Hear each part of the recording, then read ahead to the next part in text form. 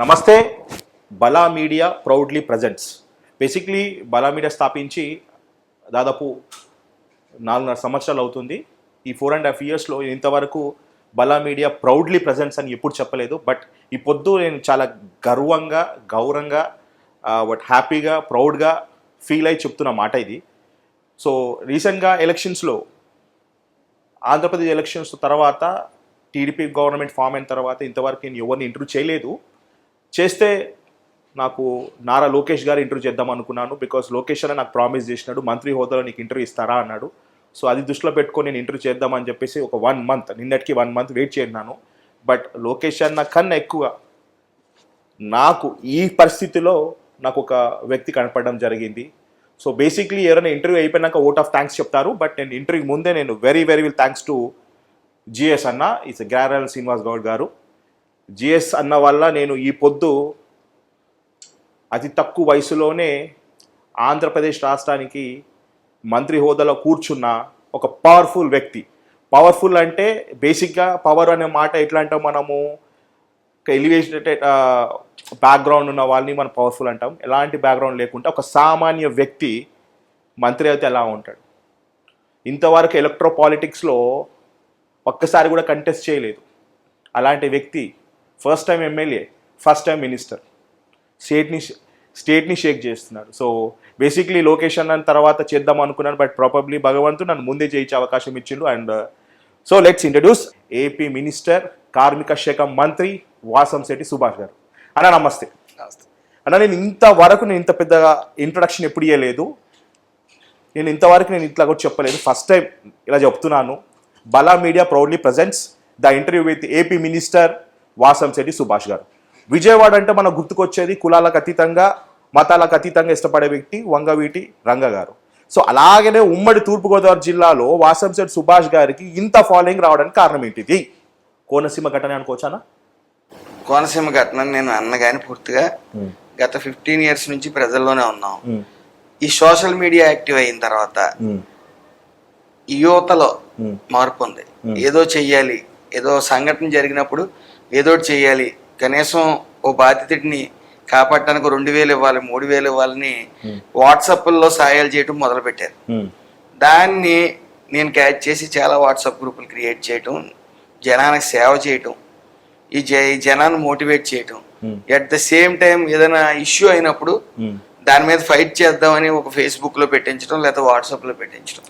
తద్వారా యువత మెయిన్ ఈ సోషల్ మీడియా యాక్టివ్ అయిన తర్వాత ఎవరైతే ఫైర్ ఉందో కుర్రోళ్ళందరికీ, ఆ ఫైర్ని క్యాచ్ చేసే పనిలో, మనం మంచి కార్యక్రమం చేసే పనిలో, ఒక మంచి విషయం మీద పోరాడే పనిలో వాళ్ళందరినీ కలుపుకుని వెళ్ళటం, అది చూసి జనాలు మోటివేట్ అవటం ఆనవాయితీగా మారి ఈ 15 years కూడా కరోనా టైంలో కూడా కంటిన్యూస్గా 55 days ఈ సేవా కార్యక్రమంలో నాతో పాటు ఇంచుమించు 70-75 మంది నాకు కూడా ఈ కరోనా అంటే ఏమీ తెలియని టైంలో కూడా వర్క్ చేశారు. అంటే బేసిక్గా మీరు చెప్పిన వర్షన్ మీ వర్షన్ అయితే, బయట వర్షన్ ఏంటంటే ఈ కోనసీమ అంబేద్కర్ జిల్లా అల్లర్లో ప్రధాన పాత్ర పోషించింది వాసంశెట్టి సుభాష్. సుభాషే ఇంటికి నిప్పంటించినాడు, సుభాషే ఏవన్ ముద్దాయి, సుభాషే అల్లర్లు రేపెట్టాడు, సుభాషే పరారైపోయినాడు. సొంత మనుషులపైన అంటే తండ్రిలాగా భావించే మీ ఇంటికి పెద్ద వ్యక్తి లాగా ఉండే విశ్వరూపు గారిని కాదని మీరు డామినేట్ చేసినా కాదా? అల్లరు సృష్టించింది వాస్తవం కాదా? ఈ అల్లర్లకి నాకు 1% ప్రమేయం కూడా లేదు. ఎందుకంటే ఆయనకి నేను డబ్బు ఇచ్చున్నాను ఎలక్షన్ టైంలో. 4 కోట్లు నేను సొంతంగా ఖర్చు పెట్టున్నాను. అది ఊరందరికీ తెలుసు. అలాగే ఆయన తిరిగి కారు అప్పట్లో నేనే కొనిచ్చాను. ఎందుకంటే ఒక 10 మందికి మంచి చేద్దాం, అట్ ద సేమ్ టైం నా తల్లిని కానీ, నా ఫ్యామిలీ మెంబర్స్ కానీ ఎవరొకరిని చైర్మన్ చేద్దాం అంటే మా తాతయ్య గారి కోరిక. నానమ్మ బతికే ఉంది. అంటే మీ కోరిక ఏంటిది? మీ అమ్మగారిని చైర్మన్ చేయాల ఉద్దేశంతో మీరు 4 కోట్లు ఇచ్చినారు, కారు కొనిచ్చినారు. అంటే ఇండైరెక్ట్ బ్రైబ్, అంటే లంచం మాదిరిగా అనుకోవచ్చు అనేది? అస్సలు కాదు. అసలు అప్పటికి ఇంకా బీసీ రిజర్వేషన్, అది ఆ సీట్ బీసీ రిజర్వేషన్ అని కానీ ఓసీ కానీ ఏం తెలియదు మాకు. ఎలక్షన్ అయిన 3 years వచ్చింది. విశ్వరూప్ గారు ఎలక్షన్ అయిన తర్వాత రిజర్వేషన్ అనేది కన్ఫర్మ్ అయింది. నేను అనుకున్న 10 విషయాల్లో విషయం అది. మా ఫ్యామిలీ మెంబర్ని ఎవరొకరిని చైర్మన్ చేయలేదండి. మా మున్సిపల్ చైర్మన్కి మా ఫ్యామిలీకి మా తాతయ్య గారికి అటాచ్ అయిన కొద్ది సెంటిమెంట్ అది. అంటే ఆ సెంటిమెంట్ వాస్తవానికి సెంటిమెంట్ చెప్పాలి అంటే దాని గురించి నేను తర్వాత చెప్తాను. కన్నా మీరు 4 కోట్లు ఖర్చు పెట్టినారు, మీకు ప్రజల్లో బలం, ప్రజల్లో మాస్ ఫాలోయింగ్ ఉండడం వల్లనే అది జీర్ణించుకోలేకపోవడమో వల్లనే మిమ్మల్ని పక్కన పెట్టడం జరిగిందా లేదంటే? ఎవరు? విశ్వరూప్ గారు. విశ్వరూప్ గారు ఇప్పుడు పక్కన పెట్టలే నన్ను. మీరే పక్కన జరిగిపోయినారు అధికార దాహంతో. కాదు, ఖచ్చితంగా కాదు. అధికార దాహం ఉంటే లాస్ట్ మినిట్ వరకు ఆయనతో ఎందుకుంటాను. ఎట్ ద సేమ్ టైం ఆయన 4 కోట్లు ఖర్చు పెట్టిన తర్వాత ఏ రోజు నాకు వడ్డీ కానీ లేకపోతే ఇది పట్టుకెళ్ళాను కానీ ఎప్పుడు ఇవ్వలేదు. నేను ఆయన్ని అడగలేదు. ఎట్ ద సేమ్ టైం ఈ అలరలు వచ్చిన తర్వాత మా ఇద్దరి మధ్యన కూడా ర్యాంపో నడిచింది. వీళ్ళెవరో, ఈ కేసులో ఈ ఫోటో ఎవరిదా ఈయన అడగటం మొదలు పెట్టారు. ఎప్పుడైతే నాకు కృష్ణారెడ్డికి నాకు డిఫరెన్సెస్ ఉన్నాయి, ఎప్పుడైతే ఈ కృష్ణారెడ్డి అమలాపురం రానిచ్చారో అప్పటి నుంచి మెస్మరైజ్ చేయడం మొదలెట్టారు. అంటే విశ్వరూప్ గారు అబ్బాయి కృష్ణారెడ్డి, కృష్ణారెడ్డి వాళ్ళ మదర్ పూర్తిగా విశ్వరూప్ గారిని రాజకీయాలకి పక్కకి ఏంటి, ఆ కేసులో పక్కకి ఏంటి, వాళ్ళిద్దరూ ఈ సీఎల్తోని డైరెక్ట్ డిఎస్పీలతోని మాట్లాడుకునే పరిస్థితి తీసుకుని వచ్చి నా పేరు పెట్టారు. అది ఈ సమాజాన్ని అందరికీ తెలుసు.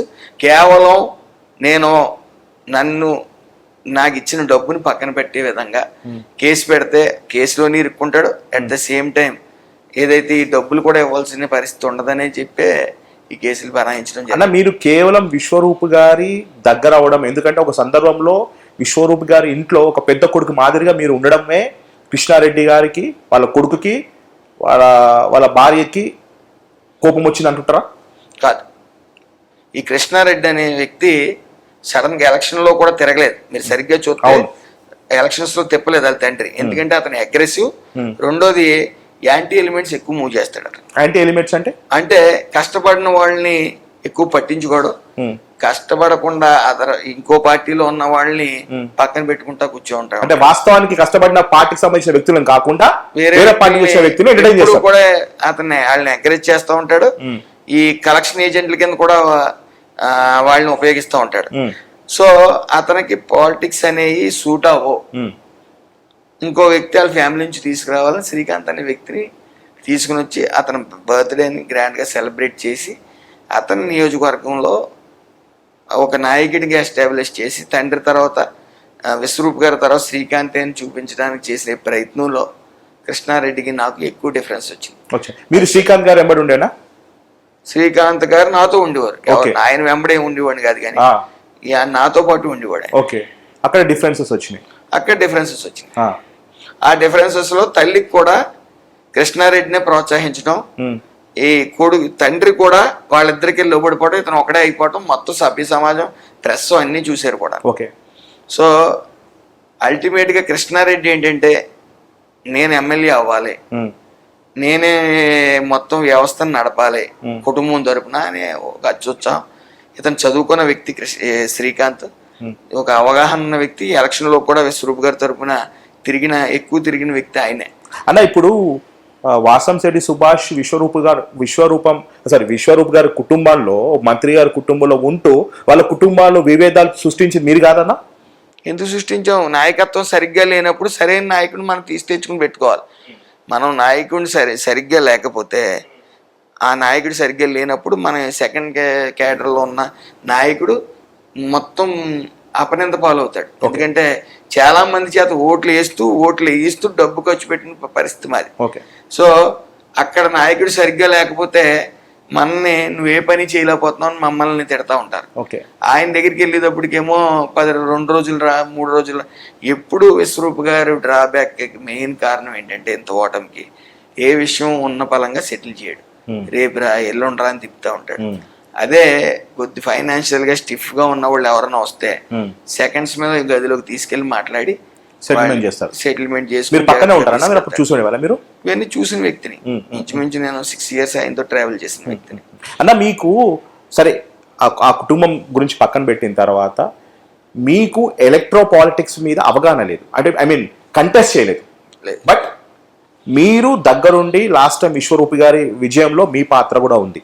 విశ్వరూప్ గారు ఏ నిర్ణయం తీసుకోవాలనుకున్నా, అప్పటి మంత్రి ఏ నిర్ణయం తీసుకోవాలన్నా మీ నిర్ణయం తీసుకునేవాళ్ళు. ఇద్దరు కలిసి ఒక తండ్రి కొడుకుల మాదిరిగా మీరు వర్క్ చేసుకుంటూ ముందుకెళ్లే సమయంలో ఈ అల్లరి ఎక్కడ మొదలైందని, అసలు అల్లరి సృష్టించడానికి కారణం ఎవరు, ఎందుకు మొదలైంది? యాక్చువల్గా ఈ వైసీపీ పార్టీ అంటే కులాల మధ్య కుంపటెట్టి రాజకీయం చేయాలన్న నెపంతో ఆ మాట మీరు అనకూడదు. ఎందుకంటే మీ పుట్టు పూర్వకాలు, మీరు కాంగ్రెస్, మీ తాతగారు కాంగ్రెస్, మీ నాన్నగారు కాంగ్రెస్, మీరు పుట్టడం వైసీపీ పుట్టినప్పటి నుంచి మీరు వైసీపీలో మీరు క్రియాశీలంగా ఉన్నారు. కానీ ఆ పార్టీలో పుట్టి పెరిగి మీరు అదే పార్టీని ఎట్లా విమర్శిస్తారన్నా? రాజశేఖర రెడ్డి గారి రాజకీయం వేరు, వైఎస్ జగన్మోహన్ రెడ్డి రాజకీయం పూర్తిగా వేరు. వైఎస్ జగన్మోహన్ రెడ్డి గారి దగ్గర తిరిగిన ఏ మనిషి అయినా సరే అన్నా వెంటనే ఆయన రాజకీయ పరిణామం, ఆయన వ్యక్తిత్వం చూసిన వాళ్ళు ఎవరో కూడా 2 months మించి ప్రయాణం చేయలేరు. ఆయన మీరు క్లియర్గా చూస్తే ఏ ఏ ఏ వృద్ధ నాయకుడు కూడా ఆయనతో ఉండటానికి ఇష్టపడరు. ఎందుకంటే రాజశేఖర రెడ్డి గారు పూర్తిగా హార్ట్ఫుల్గా మాట్లాడతారు. ఆయన ఏంటంటే ఓ డార్క్ రూమ్లో ఉండి ఓ దళార వ్యవస్థ, అంటే ఈ ధనుంజయ రెడ్డి, సజ్జల, ఈ మిథున్ రెడ్డి, ఇలాంటి వాళ్ళు అందరినీ కూడా పెట్టి మానిటరింగ్ చేస్తూ ఉంటాడు. ఆయన అయితే 5 to 7 పబ్జీ ఆడుకుంటూ ఉంటాడు. జగన్మోహన్ రెడ్డి గారు చూసారా? ఇది మీరు అందరికీ తెలిసిన విషయం, ఇది ఓపెన్ సీక్రెట్. ఇది ఆ కరోనా టైంలో 5 to 7 పబ్జీ ఆడుకున్నాడు అన్న విషయం ఆయన మొత్తం అందరికీ తెలిసిన విషయం. ఓకే, సరే, ఆ పార్టీ గురించి చెప్తున్నారు మీరు, మధ్యలో ఇంటరప్ట్ చేసినాను. యాక్చువల్గా ఈ వ్యక్తిత్వం ఉన్న వ్యక్తితో ఎవరో ప్రయాణం చేయలేరు. ఒకసారి ఇప్పుడు ఒక్క ఛాన్స్ అనుకుంటా వచ్చారు అధికారంలోకి, ఒక్క ఛాన్స్ ఇచ్చారు జనం, ఇంకా ఒక్క ఛాన్స్ ఇచ్చిన తర్వాత ఇతను అన్ఫిట్ అని వదిలేసి. కాదు, ఇప్పుడు పార్టీ కులాల మధ్యలో చిచ్చు పెట్టింది అంటున్నారు కదా, అది కంప్లీట్ చేయండి. అది ఎస్, పార్టీలు కులాల మధ్య కుంపట పెట్టింది వీళ్ళు. యాక్చువల్గా అల్లర్ల గురించి, ఈ అల్లర్ల గురించి మెయిన్ కారణం ఏంటంటే అది ఆ రోజు స్టార్ట్ అయింది కాదు. ఇతను ఒక కలసం అనేది ఉంటుంది అమలాపురంలో. అది కలసం అంటే హిందువులకి సెంటిమెంట్. ఫస్ట్ ఏ పూజ చేసినా కలసం స్థాపిస్తారు. అమలాపురంలో మెయిన్ రోడ్లో కలసం ఉంటుంది. అది పగలగొట్టి అంబేద్కర్ గారు బొమ్మ పెట్టాలని ఫస్ట్ ప్రపోజల్. అది బీజేపీ స్థానిక నాయకులు అక్కడ వెళ్ళి కోర్టు స్టే ఇచ్చారు, డివైడర్ పగలగొట్టి ఆ కలసాన్ని పగలగొట్టకూడదని. అక్కడ ఫెయిల్యూర్ అయ్యాడు ఆయన. మళ్ళీ వచ్చి పోలీస్ స్టేషన్ ఎదురుకుండా ఈ యొక్క చంద్ర బ్రదర్స్ ఎదురుకుండా మళ్ళీ అంబేద్కర్ గారు బొమ్మ పెడదామని ట్రై చేశాడు ఆయన. తప్పులేదు కదన్నా, అంత జస్ట్ 50 feet దూరంలో అంబేద్కర్ గారిది 16 అడుగుల విగ్రహం ఉంది. ఆ 16 అడుగుల విగ్రహం ఎదుర్కొంటే ఇంకో 16 అడుగులు డివైడర్ కొట్టి రూల్స్ కి వ్యతిరేకం కదండి. డివైడర్ కొట్టింది హైకోర్టులోనే ఉంది. ఆయన అన్ని తెలిసి ఓ సింపతి కోసం మళ్ళీ అక్కడ పెట్టడం, మళ్ళీ కోర్టు స్టే తెచ్చుకోవడం. అదే మన ఈ వారధం బోర్డర్ స్కూల్ బ్రిడ్జ్ పక్కన వేకెంట్ సైట్లు చాలా ఉన్నాయి. అక్కడే యానంలో పెట్టినట్టు పెట్టుంటే అందరూ హరిశింద్రు, అక్కడ ఎవరికి అడ్డు కాదు. బాండ్ కూడా మంచి 50 cents 1 acre తీసుకున్నట్టు. అలా కాకుండా మళ్ళీ చిన్నమల్లేశ్వర స్వామి గుడి ప్రాంతంలోకి వెళ్ళి అక్కడ ఆల్రెడీ ఎస్సీ కమ్యూనిటీ హాల్ ఉండగా ఒకే ప్రాంతంలో 2 ఎస్సీ కమ్యూనిటీ హాల్స్ ఎవరు, కామన్ గరువు పంచాయతీలో 2 ఎవరు, అది అందరికీ తెలిసిన విషయం. మళ్ళీ అక్కడ ట్రై చేశారు ఉద్దేశపూర్వకంగా సింపతి కోసం. అక్కడ కూడా కోర్టులో వేసారు. కోర్టులో వేసిన తర్వాత ఏదైతే ఈ కృష్ణారెడ్డి ఉన్నాడో అతను ఓపెన్ గానే మీరు కోర్టులో స్టేలు వేస్తున్నారు, అంబేద్కర్ జిల్లా వచ్చిన తర్వాత మీరు కోర్టులో స్టేలు వేస్తున్నారు, ఇప్పుడు రాయండ్రా మీ చేతితో మీరే అంబేద్కర్ జిల్లా, కోనసీమ జిల్లా అని ఒక వాట్సాప్లో మాట్లాడటం జరిగింది అతను. అక్కడ నుంచి ఇన్బ్యాలెన్స్ జనాల్లో, ఇదేంటి ఇలా మాట్లాడడం, కొంతమంది ఏంటిది అంతా ఎటు తీసుకుపోతున్నారు అని, కొంతమంది కోనసీమే ఉంచాలి అందరికీ చెందిన ప్రాంతం పచ్చని ప్రదేశం అని, కొంతమంది ఇలాగా డిఫరెన్సెస్ వచ్చినాయి. డిఫరెన్సెస్ వచ్చినప్పుడు అంబేద్కర్ కోనసీమ జిల్లా సాధక సమితి అని ఒకటి ఉన్నారు. ఆ సమితి వాళ్ళు ఎవరన్నా నాకు ఈ అంబేద్కర్ జిల్లా ఇష్టం లేదు అని ప్రకటించినప్పుడు వీళ్ళు వెళ్ళి వాళ్ళని కూల్ చేయాలి, లేకపోతే ఒక కూల్ ఇచ్చి ఒరే బాబు అంబేద్కర్ ఇంత గొప్పవారు నువ్వేంటి ఇలా అంటున్నావని సర్ది చెప్పాలి. అలా కాకుండా దాడులు మొదలు పెట్టారు. అంబేద్కర్ జిల్లా దాడి మొదలు పెట్టింది కృష్ణారెడ్డి వాళ్ళు. కృష్ణారెడ్డి అనుచరులు మొత్తం దాడి చేయడం మొదలు పెట్టారు. ఎవరైతే వ్యతిరేకించినా వాళ్ళు దాడి చేయడం, మొత్తం వ్యతిరేకించిన వాళ్ళు దాడి చేయడం మొదలెట్టారు. ఇలా దాడి చేయడంతో జనంలో రెవల్యూషన్ వచ్చింది. వద్దని చెప్తే కొట్టేయడం ఏంటి, బళ్ళు కాలువల్లో పడేయడం ఏంటి, చాలా చోట్ల ఇంచుమించు 7 సంఘటనలు జరిగినాయి. అదే సామాజిక వర్గానికి చెందిన మాదిగ సామాజిక వర్గానికి చెందిన ఓ యువకుడిని కూడా దళిత సామాజిక వర్గం చెందిన వాళ్ళు కొట్టడం, వాళ్ళ హాస్పిటల్లో కూడా అతను అతను కూడా వ్యతిరేకించారనా? వ్యతిరేకించాడు. అతను కూడా హాస్పిటల్లో ఉండటం ఇవన్నీ తెలిసినాయి. ఎప్పుడైతే ఇష్యూ అయిందో ఇది ఏంటి దాడులు చేసి మమ్మల్ని ఒప్పించడానికి ట్రై చేస్తున్నారా లేకపోతే ఏంటి అనేది ఒక ఇది వచ్చింది. At the same time collector గారు పిలిపించారు రమ్మని, మీ ఆర్జీలను పట్టుకుని రండి, అంబేద్కర్ జిల్లా ఇష్టమా లేదా అని. డిఎస్పీ గారు రమ్మన్నారు. సామాన్య ప్రజల్ని రమ్మంటూనే అంతకు ముందు ఒక ధర్నా ఒకటి జరిగింది మార్చిలో, ఒక ధర్నా లాంటిది జరిగింది అంతకుముందు 3 days బ్యాక్. అప్పుడే 10,000 మంది వచ్చారు. 10,000 మంది వచ్చినప్పుడు పోలీస్ డిపార్ట్మెంట్ 300 మంది ఉన్నారు. నెక్స్ట్ 3 days లో ఈ ఆర్జీలను పిలమన్నప్పుడు పోలీస్ శాఖను పెంచాలా లేదా? పెంచకుండా ఇంకో 50 మందిని తగ్గించి ఇప్పుడు మొత్తం జిల్లా అంతా ఒక చోటకి చేరితే ఏమవుతుంది? వాళ్ళు ఏం చెప్పాలి? సంబంధిత ఎంఆర్ఓ ఆఫీసులోనో ఆర్డీఓ ఆఫీసులోనో మీ ఆర్జీలను ఇవ్వండి అన్నారు. ఏ మండలానికి ఆ మండలం. అలా కాకుండా అందరినీ అమలాపురం రమ్మని పిలిచారు. పిలిచినప్పుడు ఎంతమంది స్టాఫ్ ఉండాలి? అట్ ద సేమ్ టైం అప్పుడు ఎస్పీ గారు వచ్చారు. ఎస్పీ గారు వచ్చినప్పుడు విశ్వరూప్ గారు మీరు కాల్ లిస్ట్ ఇస్తే క్లియర్ గా తెలుస్తుంది. సంబంధిత ఎస్పీ గారు అతను మెరిట్ మీద వచ్చిన ఆయన కాదు, ఆయన ప్రమోషన్ల మీద వచ్చిన ఎస్పీ గారు. ఆయనకి ఒక నిమిషంలో 8 సార్లు ఫోన్ చేసి లాఠీ చార్జ్ చేయమన్నాడు. ఆ లాఠీ చార్జ్ చేయటం వల్ల ఉద్యమం ప్రజల చేతుల్లోకి వెళ్ళిపోయింది. నాయకులు లేని ఉద్యమం అది. ఎప్పుడైతే రాళ్ళు రావడం జరిగిందో సంఘటనలు యథావిధిగా అది ఊహించని పరిణామం. ఎవరి చేతుల్లో లేదు. ఎవరికి నచ్చింది వాళ్ళు చేశారు. బస్సులు తగలబెట్టారు, ఇల్లు తగలబెట్టారు. ఎవరు నచ్చింది వాళ్ళు చేశారు. ఇది కేవలం కలెక్టర్ గారు అర్జీలు పట్టుకురా అంటేనే అక్కడ కలెక్టర్ గారు డిఎస్పీ గారు పోలీసులు లాఠీ చేయడం జరిగింది.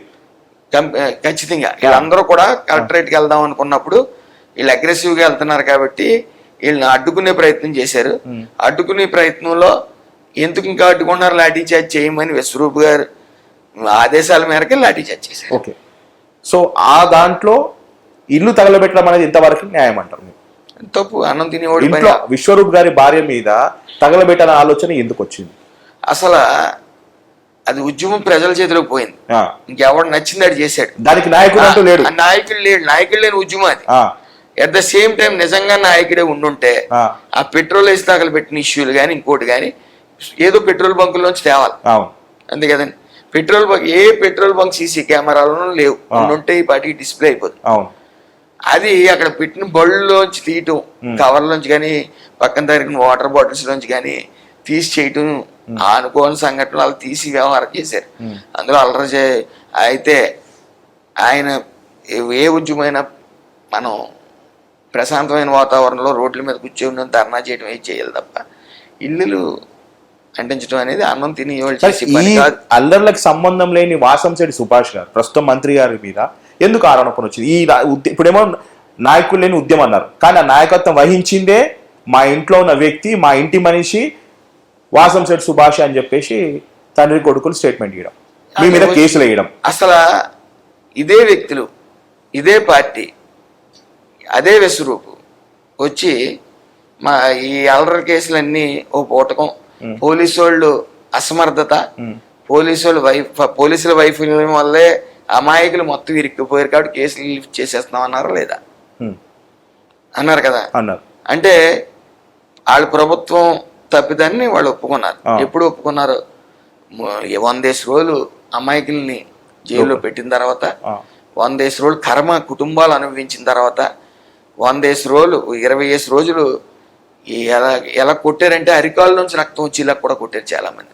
అది మీకు చాలా ఫెచ్చింగ్ అయిందట. ఎందుకంటే ఇప్పుడు వాసంశెట్టి సుభాష్ రెవల్యూషన్ అనేది అక్కడి నుంచి మొదలైంది. ఎందుకంటే అల్లర్లో మీకు ఉంది అని చెప్పేసి A1 A2 బుద్ధాయి ఉంటే మీరు ముందే అసెంట్ బెయిల్ తెచ్చుకున్నారు. ఆ బెయిల్ మీరు తెచ్చుకొని మీతో పాటు దాదాపు 70% మంది మీకున్న ఒక ధనబలంతోటో లేకపోతే మిత్రుల సాయంతోటో 70 మంది కుటుంబాలకి ఎవరైతే ఆ లోపల ఉన్న వాళ్ళకి మీరు బెయిల్ ఇప్పించే పాత్రలో మీరున్నారు. సో అక్కడి నుంచి వాళ్ళ పతనం మొదలైంది అనుకోవచ్చా? మీ పతనం స్టార్ట్ అయింది అనుకోవచ్చా? అదే చెప్తా. మీ పతనం మొదలైంది, వాళ్ళ పతనం ముగించిందని చెప్పుకోవచ్చా? మీరు ఏమన్నా సరే వాళ్ళ పతనం స్టార్ట్ అయింది. నేను బయటకు వచ్చిన రోజునే నన్ను 2వ రోజున నన్ను పలకరించడానికి జనం వస్తుంటే డిఎస్పీ గారు పిలిచాడు నన్ను. పిలిచి నువ్వు కానీ బయటకు వచ్చినా మళ్ళీ మీటింగులు పెట్టినా నువ్వు జనాన్ని గ్యాదర్ చేసినా నీకు చాలా తీవ్ర పరిణామాలు ఎదురవుతాయని చంపేస్తాను డైరెక్ట్ నిన్ను వెంటనే ఏం చేయడానికైనా చంపడానికైనా నేను సిద్ధపడతాను, నువ్వు చాలా జాగ్రత్తగా ఉండని చెప్పి నా లైఫ్లో నేను పుట్టి పెరిగిన తర్వాత నేను పుట్టడమే డబ్బులో పెరిగి మా తాతయ్య గారు సంపాదించిన ఆస్తుల వాళ్ళు ఎప్పుడు ఒకరి చేత అంత దారుణంగా మాట్లాడిపించుకోలేదు. లంజా కొడక అని తిట్టిన మాటలు కూడా ఆయన ఆ సందర్భంలో నేను తిట్టాడు. డిఎస్పీ గారు అన్న మాటలా లేకపోతే డిఎస్పీ గారు వెనుకలు ఉన్న పెద్ద మనుషుల మాటలు ఆ తిడితే నాకు ఎప్పుడు కూడా నాకు మా తాతయ్య గారు అత్యంత నేను ప్రేమించి మా తాతయ్య గారు చనిపోయినప్పుడు కూడా కళ్ళంపడి నీళ్ళు రాలేదు. ఆ రోజున కళ్ళంపడి నీళ్ళు వచ్చి ఇచ్చి ఎవరి కోసం ఇవన్నీ మాట్లాడిపించుకున్నాం, ఇంక ఇంట్లోంచి బయటికి రావద్దు, మనం సంపాదించుకున్న పిల్లలతో హ్యాపీగా జీవితం ఏంటి మాటలని ఇంట్లో కూర్చున్నప్పుడు ఆడవాళ్ళు ఏడుస్తూ మా భర్త ఎక్కడున్నాడో నా పిల్లలు ఎక్కడున్నారో కూడా తెలియదు, నువ్వు బయటికి రాకపోతే ఇంకెవరో బయటికి రావట్లేదు, నువ్వు రావాలంటే మా నాన్నమ్మ వయసులో బయటకు వచ్చి. ఎన్ని రోజుల తర్వాత మీరు అండర్ కవర్ నుంచి బయటికి రావడం జరిగింది? ఇంచుమించు 56 రోజుల తర్వాత. అప్పటి వరకు మీ ఇంట్లో వాళ్ళకి ఫోన్స్ కానీ మెసేజ్ కానీ ఏం లేదు, ఎక్కడ తిన్నారో ఎక్కడ పడుకున్నారో అసలు బతుకున్న సంగతి కూడా మీ ఇంట్లో సంగతి తెలియదు. ఏదో ఫోన్ నుంచి ఇంటికి చేయడం జరిగేది అంతే, మళ్ళీ సిమ్ తీసేసి మళ్ళీ ఇంకో సిమ్ వాడటం జరిగింది. సో అట్లా మీరు బయట బతకడం జరిగింది అంతే. తర్వాత వచ్చేసినారు మీరు? వచ్చిన తర్వాత డిఎస్పీ గారు తిట్టిన తర్వాత కూడా ఈ లేడీస్ వచ్చి బతిమాలటంతో మా నాన్నమ్మ ఇన్స్పిరేషన్ నాకు. మా నాన్నమ్మ వచ్చి ఇంతమంది ఆడవాళ్ళు ఎడుతున్నారు, ఎళ్ళు బయటికి, అలా ఆడవాళ్ళే ఉంటారు, నీతో ఉంటే ఇంకొక కేసు ఉంటది, ఏం పర్లేదు నువ్వు వెళ్ళు, ఇంట్లో మాత్రం ఏమి చేతకానంలో కూర్చోకు, చేతనైన సాయం చేయటంతో ఆడవాళ్ళతో 10 మంది ఆడవాళ్ళతో నేను అడిగేసాను బయటికి. ఆ 10 మంది ఆడవాళ్ళు వెనకాల ఇంకో 10 మంది అందరూ యాడ్ అయ్యారు. అది మహాసముద్రం అయిపోయింది. ఎక్కడికి వెళ్ళినా సరే ప్రతి ఒక్కరు ఏమైతే అయింది నాకు ఫుల్గా టార్చర్. పార్టీ నుంచి కూడా నువ్వు కరెక్టే కానీ నువ్వు ఆ ఉద్యమం ఆపు అని చెప్తుంటే, కాదు అమాయకులు ఇరుక్కుపోయారు, అందరూ 70% వైసీపీయే, మిగతా 30% కూడా అమాయకులు ఇరుక్కుపోయారు, మీరు ఎంక్వైరీ చేయండి అంటే రీఎంక్వైరీ పెట్టండి అంటే నేను పెడతానని చెప్పడం జరిగింది. కానీ పెట్టేవారు కాదు. యశ్రూప్ గారు వెనకాల ఆయన సామాజిక వర్గం ఉంది, అదంతా మనకు ఓట్ బ్యాంక్ అది రాదు, ఎస్సీ సామాజిక వర్గం మనకు పడదని చెప్పేవారు. కానీ ఎప్పుడు కూడా యశ్రూప్ గారు ఆయన సొంత సామాజిక వర్గానికి ఏమీ చేయలేదు. ఈ అంబేద్కర్ కోనసీమ జిల్లా రావటంలో వన్ ఆఫ్ ద నలుగురుంటే ఒక ఆయన. ఇప్పుడు మీరు ఆ ఉద్యమంతో మీరు ఉద్యమ నాయకుడు అయిపోయినారు. వాస్తవానికి ఆ ఉద్యమానికి మీకు సంబంధం లేదు, కానీ ఆ ప్రజలు పడుతున్న కష్టాలు, ఆ ఇబ్బందులు, అమాయకులు ఆ కేసులలో ఇరకడం వల్ల, ముఖ్యంగా ఈ కేసుల్లో ఇంచుమించు 90 మంది బీటెక్ చదువుకున్న వాళ్ళు ఉన్నారు. అది గమనించాలి. ఎందుకంటే ఆ దగ్గరే కిమ్స్ కాలేజ్ ఉంది, శ్రీనివాస కాలేజీ అనేది అక్కడికి. ఇప్పుడు మీకు ఫర్ ఎగ్జాంపుల్ ఎవరో యాక్సిడెంట్ అవుతుంది, యాక్సిడెంట్ అయినప్పుడు ఇప్పుడు కొత్త స్ట్రాటజీ ఏంటంటే సెల్ ఫోన్లో రికార్డ్ చేయడం, లేకపోతే సెల్ఫీ అలా పెట్టుకుని రికార్డ్ చేయడం, అంతేగాని 108 పిలిచి అవకాశం లేదు. లోపలికి తీసుకెళ్లి సర్వీస్ చేసేవాళ్ళు చాలా తక్కువ మంది. ఆ ఇల్లు అంటుకున్నప్పుడు ఖచ్చితంగా అక్కడ ఆగి సెల్ఫీలు తీసుకోవటం, లేకపోతే ఇలా జరుగుతుందని ఫోన్లు చేసి ఫ్రెండ్స్కి చెప్పుకోవడం సహజం. ఆ నెట్వర్క్ కింద ఏదైతే ఎవరు ఎంతమంది ఉన్నారో అంతమందిని కూడా 3000 మంది పేర్లు ఎడతానంటే నేను చేసిన ఉద్యమం కారణంగా అది 300 మందికి పరిమితం అయింది. ఆడవాళ్ళు కానీ అప్పుడు కరెక్ట్గా పల్లవరాజు గారు రావటం, పల్లవరాజు గారిని నువ్వు ఇంట్లో ఉండొద్దు బయటికి రండి, మన జనంలోకి వెళ్తే మళ్ళీ వేస్తారు, ఇబ్బంది లేదు, మనం ఎక్కడో చోట నుంచి స్టార్ట్ అవ్వకపోతే అమాయకులు బలైపోతున్నారంటే ఆయన నాతో ప్రయాణించాడు. ఇటు కోపులు సెట్టిపల్లిలు అది ఏకమై మన జనంలోకి వెళ్ళేసరికి అన్ని క్యాస్ట్లు రిసీవ్ చేసుకున్నాం. ఎందుకంటే ఇందులో మీరు గమనించాలి, బ్రాహ్మిన్స్ ఉన్నారు 6 బ్రాహ్మిన్స్, 12 మంది వైశ్యాస్ ఉన్నారు. ఈ బ్రాహ్మిన్స్ ఏంటంటే ఈ ఆర్జీలు ఏమైనా ఉంటే వాళ్ళు ఫిల్ చేయడానికి కోసం చదువుకున్న వాళ్ళు ఫిల్ చేసి పెట్టేవారు, చదువుకోలేరు వాళ్ళు ఏం చెప్తుంది. ఈ యొక్క వైశ్యాస్ ఉన్నారంటే బటర్ మిల్క్ కానీ వాటర్ ప్యాకెట్లు కానీ అందించేవాళ్ళు, వాళ్ళ మీద కూడా కేసులు పెట్టడం జరిగింది. సో ఫైనల్ గా కులాల ఎన్ని మంది కులాలు ఉన్నా అంతమంది కులాలకి మీరు ఒక నాయకుడు అయినారు. కేవలం అది చూసి చెల్లించి మీరు ముందు కూడా జరిగింది.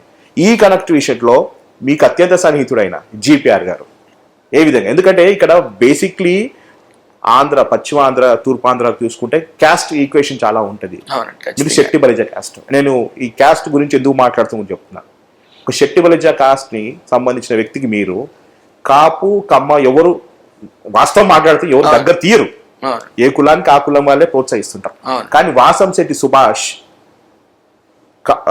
మీరు కాపులని, కమ్మ వాళ్ళని, మాదిగలని, మాలని, వైశ్యాస్ని అందరినీ మీరు ఏ విధంగా ఏకవత్యం చేసినారు?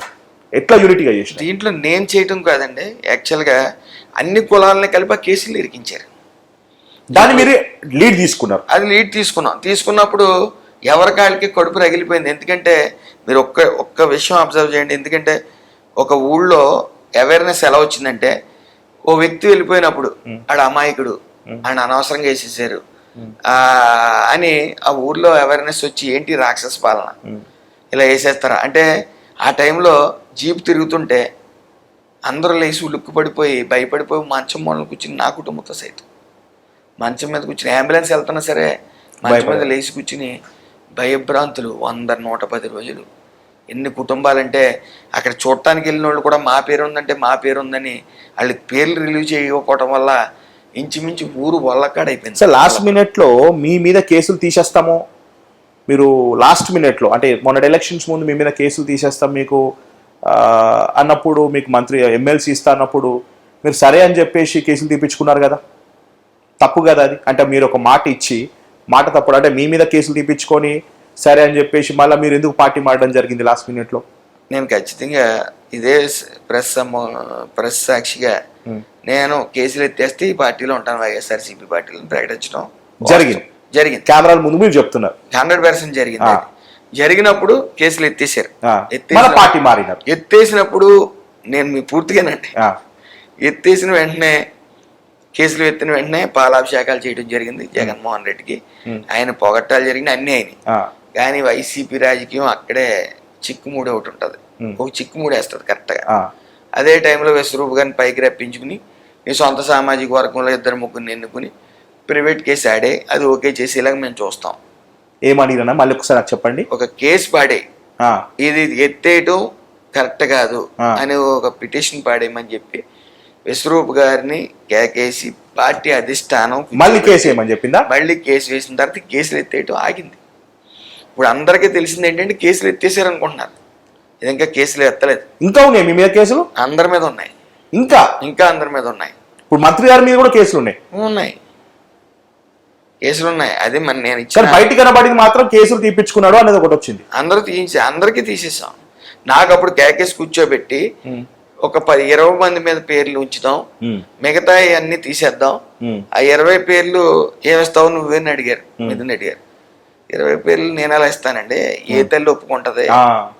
నేను ఇస్తే నేను మొత్తం తప్పు పొందిన అవుతాను, అలా వద్దు తీస్తే అన్ని తీయండి లేకపోతే అన్ని ఉంచండి అని చెప్పాను. అన్ని తీసేస్తామని చెబుతూనే డ్రామా కట్టి ఎత్తేస్తామని విజయ విశ్వరూప్ గారి చేత ప్రకటించి ఆయన ముఖ్య అనుచరులతో మళ్ళీ కోర్టులో కేసు వేయటం, ఆ కేసులను అలా హోల్డ్ చేయడం జరిగింది. సో ఇంకా అక్కడ నీతి లేనప్పుడు మనం నీతిగా ఉండవలసిన పని లేదు. నీతి తప్పిరా కాబట్టి మేము నీతి తప్పాం ఖచ్చితంగా. వెంటనే జనం అందరూ కూడా ఇంకొకటి మీరు గమనించాలి, అందరూ కూడా వాళ్ళు ఉద్యోగాలు కోల్పోయి సర్వస్వం కోల్పోయి ఇప్పుడు కూడా స్టిల్ ఈ రోజు కూడా ఆ కేసులు ఉండటం వల్ల కుర్రోళ్ళు గాలికి తిరుగుతూ ఉన్నారు. ఇప్పుడు మీరు పుట్టిన గడ్డకి, మీ జిల్లాకి, మీ నియోజకవర్గానికి మీరు ఏం చేయబోతారు మంత్రి హోదాలు? ఆ అమాయకులకు బలైన అమాయకులకి కానీ కేసులు ఉన్న వాళ్ళకి మీరు ఏం చేయబోతుంటారు? ఖచ్చితంగా ఇది తప్పు, అన్యాయంగా కేసు పెట్టారు. సో మేమేంటంటే ఇది స్క్వాష్కి వెళ్తాం. స్క్వాష్కి వెళ్ళినట్టు ఆటోమేటిక్గా స్క్వాష్లో అందరి మీద ఈ ఇంటర్వ్యూ ద్వారా మీరు ప్రజలకి ఏం చెప్తారు? అమాయకులకి ఏదైతే కేసుల్లో ఉన్నారో అందరూ అదే విశ్వరూపు, అదే పొన్నాడు సతీష్, అదే ఎవరు వేణు, వీళ్ళందరూ కూడా వీళ్ళ అమాయకులే. పోలీసుల వైఫల్యం వల్ల వచ్చి ఈ కేసులు పెట్టడం జరిగింది, పోలీసుల వైఫల్యమే, మాకు సంబంధం లేదని ప్రకటించారు సభ మొత్తం మీడియా సాక్షిగా. మరి అలాంటప్పుడు ఎవరో వ్యక్తి లేకపోతే ఒక వ్యక్తో ఈయన వేయించాడు. ఈయన వేయించినప్పుడు స్క్వాష్కి వెళ్తాం, కడిగిన ముచ్చులో అందరూ వస్తారు, ఎందుకంటే వాళ్ళకి మీరు ఉంటారు ఇప్పుడు కూడా ఖచ్చితంగా బ్యాక్ బోన్ లో ఉంటాను, అందులో సందేహం లేదు. సరే, ఇది ఈ కోనసీమ అల్లర్లు పక్కన పెట్టేసి ఇప్పుడు మీ మీదకి వస్తాం అన్న. మీరు దీని తర్వాత మీ రేంజ్ ఎలా వెళ్ళిపోయిందంటే పుష్ప సినిమాల అల్లు అర్జున్ మాదిరిగా, ఆ కేజీఎఫ్లో యష్ మాదిరిగా ప్రజలకు ఆదుకోవడానికి ఒక మోడ వచ్చాడు, ఆ మోడే వాసంశెట్టి సుభాష్ అయిపోయాడు, అంతే కదా? ఎట్లా అనిపిస్తుందట? కావచ్చు కాదు, Vasamsetti Subhash Born with and silver spoon అండి. బేసిక్లీ మీకు ఆస్తులు చాలా ఉన్నాయి, మీరు పుట్టుకతోనే మీరు గోల్డెన్ స్పూన్తో తిన్నారు, సిల్వర్ స్పూన్తో తిన్నారు. గోల్డ్ అనేది చాలా రెగ్యులర్ వాడు కాబట్టి స్వీట్తో ఉన్నారు. కానీ జీవితంలో ఏ పొద్దైనా మీరు మీ డ్రీమ్ ఏంటిదంటే మన ఇంట్లో ఎవరినైనా ఒక చైర్మన్ చేయాలనే ఒక ఆక్ష, ఒక కోరిక. ఎందుకంటే తాతయ్య గారు అవ్వాలనుకున్నారు కానీ అప్పుడున్న కుట్రల వల్ల కాలేకపోయినారు. సో మీ నాయనమ్మ, నాకు తెలిసి మీ నాయనమ్మ అరే మన ఇంట్లో ఎవరో ఒకరు చైర్మన్ కావాలి అన్నప్పుడు మీరు మీ అమ్మగారు నిలబెట్టి గెలిపించుకోవాలనుకున్నారు. అక్కడ అదే రాజకీయ కుట్రతోటి మీ అమ్మగారికి మీరు చైర్మన్ పదవి ఇప్పించుకోలేకపోయారు. కాక మీరు డబ్బులు ఖర్చు పెట్టుకొని దాదాపు సుమారు 21 మంది కౌన్సిలర్ని మీరు గెలిపించుకున్నారు. 12 మంది డబ్బులు పెట్టుకున్నారు, 4 కోట్లు. మళ్ళా మీరు చెప్పాడు ఓపెన్ గా చెప్పారు విశ్వరూప్ గారికి 4 కోట్లు ఇచ్చినాను అని చెప్పేసి. ఇంత చేసి మీ దురదృష్టం అనేది మీ వైసీపీలో ఉన్నది. కానీ అదృష్టం ఏందన్న, కష్టపడింది వైసీపీ పార్టీలో, అదృష్టం వచ్చింది మాత్రం టీడీపీ పార్టీలో. ఏ విధంగా చూసుకోవచ్చు అన్నదిన్ని? మీరు కౌన్సిలర్ కోసం, జస్ట్ ఒక చైర్మన్ కోసం, మీ అమ్మగారి కోసం మీరు కష్టపడితే ఫస్ట్ టైం ఎమ్మెల్యే అయిపోయినారు, ఫస్ట్ టైం మంత్రి అయిపోయినారు. ఎట్లా? దీనికి ఒకటే ఒక కారణం. నేను 11 సంవత్సరాలు ఈ వైసీపీ పార్టీలో ఎనలేని సేవలు చేశాం. అప్పుడు విశ్వరూప్ గారిని నగ్గిన నా వల్లే. తర్వాత విశ్వరూప్ గారిని వ్యతిరేకించి ఆయన ఆయన ఉంటున్న ఇల్లు కామనగరు పంచాయతీ, మేజర్ పంచాయతీ, ఆయన ఒక క్యాండిడేట్ని పెడితే నాకు నచ్చలే. మీరు తప్పు పెట్టారు, అతను తీయండి అని చెప్తే ఇలా మీరు ఇండిపెండెంట్ వేసి గెలిపించాను. అది మీ సత్తా. 12,000. అయితే ఆ రోజునే డిసైడ్ అయ్యాను, జనబలం నాకు ఉంది, జనం నన్ను ఫాలో అవుతున్నారు అని ఆ రోజు డిసైడ్ అయ్యాను. డిసైడ్ అయిన తర్వాత ఏదైనా ముక్సూటిగా మాట్లాడేది, మనం ఇక్కడ ఏమనుకుంటే అది మాట్లాడేది. అలా మాట్లాడుతుంటే రౌడీ అంటారు, లేకపోతే మాస్ అంటారు, రకరకాల పేరు. ఫస్ట్ ప్రశ్నకి ఇదే ఆన్సర్ ఇప్పుడు మీరు చెప్పిన ఫస్ట్ క్వశ్చన్ కి. అంటే మనం ఒక ఉద్యమం జరుగుతుంది యాక్చువల్ గా, లేకపోతే అమాయకులు ఇరుక్కుపోయారు, సైలెంట్ గా మన ఇంట్లో ఉంటే బానిస అంటారు, ప్రశ్నించే పోతే బానిస అంటారు, అంతే. ప్రశ్నించి రోడ్డు ఎక్కితే రౌడీ అంటారు. ఒక ఉద్యమం నుంచి వచ్చిన నాయకుని ఉద్యమ నాయకుడు అంటారు. ఆ ఉద్యమం చాలా నేర్పించిందా? ఖచ్చితంగా చాలా చాలా కూడా వెన్నంటే ఉండి వెన్నుపోట్లు పొడిచి వాళ్ళు చాలా మందిగా. అలా మీరు మంత్రి గారు ఎంబడి ఉంటారు, ఎమ్మెల్యే గారు అంటూ ఉండరు, మంత్రి గారు ఉంటూ మంత్రి గారికి మీరు వెన్నుపోటు పొడిచిన అనొచ్చా? ఎందుకంటాం? ఎమ్మెల్సీ తీసుకుంటా అలాగే అనుకుంటే ఆయన అక్కడ ఓడిపోడు, ఇక్కడ నేను నాకను. ఎందుకంటే ప్రజలు చాలా ఫాస్ట్ అయిపోయారు. చిన్న పని చేస్తుంటే సోషల్ మీడియా ద్వారా ఇదిగో తోకనుకుంటే అదిగో పులి అంటున్నారు. కాబట్టి అవేర్నెస్ అనేది జనాల్లోకి చాలా స్పీడ్గా వెళ్తుంది. మంత్రి గారి దగ్గర ఏమైనా నేర్చుకున్నారా? విశ్వరూప్ గారి దగ్గర ఉండి ఎలా ఉండకూడదు నేర్చుకున్నాను. ఎలా ఉండకూడదు, ఎలా ఉండకూడదు, మంత్రిగా నాయకుడిగా కూడా. ఎందుకంటే ఒక పేదవాడు వెళ్తే రేపు రా ఎల్లుండ్రా అంటాం, అదే ఓ డబ్బున్న వాడు వెళ్తే రా రూమ్ లోకి వెళ్ళి మాట్లాడుకుందాం అంటాం. అన్న అవునన్నా కాదన్న, విశ్వరూప్ గారికి వెంట ఉన్న వ్యక్తి మీరు, వాళ్ళ ఇంట్లో వ్యక్తిలాగా ఉన్నారు. విశ్వరూప్ గారు తన కొడుకుల కన్నా యొక్క నమ్మిన వ్యక్తి మీరు. వాళ్ళింట్లో అన్నింట్లో అన్నం తిని వాళ్ళ ఇంట్లో మీరు తప్పుగా మాట్లాడడం, చేతులు అడుకోవడం అనేది మర్చిపోయినారు అనుకుంటున్నారని మీరు? ఇప్పుడు ఆయన ఇంట్లో నేను భోజనం చేయలేదు, కానీ నా ఇంట్లోనే ఎక్కువ ఆయన భోజనం చేసి ఉంటాడు. కాబట్టి నా ఇంట్లో తిని నాకు ఎన్ని పొడి పొడిచాడు, నా డబ్బు తిని నాకు ఎన్ని పొడి పొడిచాడు ఆయన ఫ్యామిలీ కూడా. అది గమనించే నేను ఒక మీటింగ్ పెడితే ఆయనే ఆయన చేత కౌరెట్టాడు. నేను రామచంద్రపురం రాను, అతను అమలాపురం రావద్దని కౌరు పెట్టాడు నాకు. నేను నా కులాన్ని గెలకలేనా అక్కడ రామచంద్రపురంలో, ఆడొచ్చి సిట్టిపల్లిని గెలుగుతున్నాడు అక్కడ, ఆయన అక్కడ ఆగిపోమని నేను ఇక్కడ ఆగిపోతానని చెప్పాడు. మీ ఇష్టం. బేరసారాలు ఓ వ్యక్తి చేత నేను క్లియర్గా చెప్పాను, నేను చెయ్యాలనుకున్న చేసే తీరుతాను, చెట్టుపల్లి మీటింగ్ పెట్టే తీరుతాను, చెట్టుపల్లికి ఏం అన్యాయం చేశాడో చెప్తాను, ఎట్ ద సేమ్ టైం అన్ని క్యాస్ట్లకి ఏం అన్యాయం చేశాడో కూడా చెప్తాను, ఎట్ ద సేమ్ టైం ఆయన కూడా రమ్మనని నేను ఆహ్వానిస్తున్నాను. ఎస్సీలని అందరినీ కూడా ఆయన మాటల ద్వారా రెచ్చగొట్టి నాకు ఓట్లు లేకుండా అన్న చేసుకోమని ఈ ఇన్సిడెంట్ తర్వాత మీరు వనభోజాల కార్యక్రమాలు అనేది చాలా అగ్రెసివ్ గా పెట్టడం అనేది చాలా గ్రేట్ థింగ్. అంటే అది మీరు ముందే ఊహించినారా, నేను ఎలక్షన్స్ లో పోతాను, ఎలక్షన్స్ లో కొట్లాడతాను, ఎమ్మెల్యే అవుతాను లేదండి. అలా? ఎందుకంటే శక్తి బలిజ వాళ్ళు కమ్మ కాపులనన్నా మీరు పిలిచింది కాదండి, ఓన్లీ సెట్టిబల్జీ మీటింగ్ పెట్టాను. ఓన్లీ శక్తి బలిజ మీటింగ్ కాదు, వనభోజనాలు పెట్టాను. వనభోజనం. ఎందుకు ఆ వనభోజనాల ఎన్నికల ఎందుకు కారణం ఏంటిది? అంటే యాక్చువల్ గా వైఎస్ఆర్ లో అమలాపురం గాని చుట్టుపక్కల ప్రాంతాలు తూర్పుగోదావరి జిల్లా ఎక్కువ వైఎస్ఆర్ కి సెట్టిబల్జీలు అధిక సంఖ్యలో ఉంటారు, 80% ఉంటారు. ఓకే. తెలుగుదేశం 20% ఉంటారు. వెస్ట్ గోదావరి గాని మిగతా ప్రదేశాల్లో ఎక్కువ సెట్టిబల్జీలు తెలుగుదేశంలో ఉంటారు. సో వాళ్ళందరినీ మీ సైడ్ రప్పించే ప్రయత్నం అప్పుడు ఏంటంటే వైసీపీకి గుణపాఠం అవ్వాలంటే సెట్టిబల్జీలు అందరూ ఆ పార్టీకి దూరం చేయాలి. దూరం చేసే ప్రయత్నంలో దూరం చేసే ప్రయత్నంలోనే ఈ మీటింగ్ పెట్టాను. ఆ మీటింగ్ సక్సెస్ అయిన వెంటనే వాటి వైసీపీ ప్రభుత్వానికి వాడినిలో వెనుకొచ్చింది. ఓకే. ఇదే శెట్టి బలికి సంబంధించి చెందిన వాసంశెట్టి సుభాష్ ఈ కమ్మ సంబంధించిన నాయకుడు. కమ్మ కదా, కాపు. నేను ఈ కమ్మ కాపు రెండు ఇద్దరు ఉన్నారన్నా? కమ్మ తక్కువ అండి అక్కడ. నారా లోకేష్ ఎక్కువ. నేను నారా లోకేష్ గురించి మాట్లాడుతున్నా. సరే, నారా లోకేష్ అన్న ఇటు పవన్ కళ్యాణ్ ఇద్దరు ఎట్లా ఇంప్రెస్ చేసిరన్న? ఎందుకంటే జనరల్ గా అన్న ఇది నేను మిమ్మల్ని ఎలివేషన్ ఇచ్చినట్టు కాదు, ఏ నాయకుడైనా ఒకరు ఇష్టపడతారు. ఇద్దరు నాయకులు, ఇద్దరు మాస్ హ్యూజ్ ఫాలోయింగ్ ఉన్న బలమైన నాయకులు, బలమైన సామాజిక సంబంధించిన నాయకులు, ఇటు నారా లోకేష్ అన్న ఇటు పవన్ కళ్యాణ్ గారు ఎట్లా అట్రాక్ట్ చేసినామన్నా వాళ్ళిద్దరిని? వాళ్ళిద్దరు మనసులో మీరు సొచ్చుకోపు ఎట్లా పోయినారన్న? యాక్చువల్గా ఒక పార్టీకి ఉండవలసింది అనుభవం, at the same time fire. అనుభవం చంద్రబాబు నాయుడు గారు అన్నారు, ఫైర్ లోకేష్ గారు, at the same time Pavan Kalyan గారు. వాళ్ళు పవన్ కళ్యాణ్ గారికి డబ్బు అవసరం లేదు, నిజాయితీగా ఉన్న నాయకులు కానీ చుట్టుపక్కల at the same time service చేసే నాయకులు కానీ ఇద్దరు లోకేష్ గారు వాళ్ళు అన్వేషించారు. నేను ఆ విషయం చెప్పట్లే, త్రూ అవుట్ రాష్ట్రం అంతా కూడా అందరినీ అలాంటిది తీసుకున్నారు. నా అదృష్టం వాళ్ళ దృష్టిలో నేను పడతాం. ఎందుకంటే జరిగిన పరిణామాలన్నీ నిశ్చింతగా పరిశీలించి పవన్ కళ్యాణ్ గారు హగ్గిచ్చి కొన్ని కోట్ల మంది అభిమానం సంపాదించగలిగాను. అలాగే లోకేష్ గారు కూడా హగ్గిచ్చి, అంటే ఈ కులానికి ఆ కులానికి పడదు కదన్న, ఇద్దరు కులాలు మిమ్మల్ని ఏ విధంగా లిఫ్ట్ చేసినా అందుకే నాకు డౌట్ వచ్చి. కులాలు పట్టకపోవడం ఏం లేదు, కానీ వైసీపీ ప్రభుత్వంలో అయితే అలాగా కులాల మధ్య కుంపటి ఉంటుంది, కానీ ఇక్కడ కులాలు పడకపోవడం ఏం లేదు. కానీ అంటే కాపు కమ్మ ఒకటే అంటున్నారు ఇప్పుడు. కమ్మ కాపు కలయికే ఈ రిజల్ట్, కమ్మ కాపు కలియకనే ఈ రిజల్ట్. ఈ రిజల్ట్ ఖచ్చితంగా. అట్ ద సేమ్ టైం బీసీలు కూడా ఒకసారి బీసీలు అందరం కూడా ఎప్పుడు బీసీలు ఎక్కువ మంది తెలుగుదేశానికి కట్టుబడి ఉంటారు. ఏదో నాకు ఇలాంటి వాళ్ళు కొంతమంది కాంగ్రెస్కి వైసీపీకి, కానీ ఎక్కువ శాతం ఫస్ట్ నుంచి తెలుగుదేశానికి బీసీలు ఎక్కువ కమిట్ అయి ఉన్నారు.